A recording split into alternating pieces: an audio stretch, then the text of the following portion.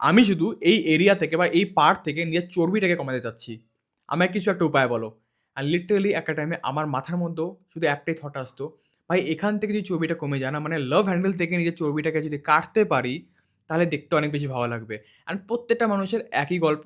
Because যখন আমরা weight gain করি, তো সবথেকে বেশি ফ্যাট স্পেশালি আমার, তো এই জায়গাটায় জমে যায় অ্যান্ড ওই জায়গাটা দেখতে বহুত বেশি বাজে লাগে। আর লিটারেলি এই জিনিসটা কাটার একটাই উপায় আছে বা এখানকার ফ্যাট কাটার একটাই উপায় আছে যে তোমার পুরো শরীর থেকে তোমার ফ্যাট কাটতে লাগবে। কেউ যদি তোমাকে বলে, তোমার ট্রেনার তোমাকে বলছে যে ভাই এই এক্সারসাইজ কর, এই এক্সারসাইজ কর, এই এক্সারসাইজ কর। সিরিয়াসলি তোমার একটা পার্ট থেকে স্পট রিডাকশন বলে কোনো জিনিস হয়ই না। তুমি একটা পার্ট থেকে কোনো দিন নিজের ফ্যাট কাটতে পারবে না।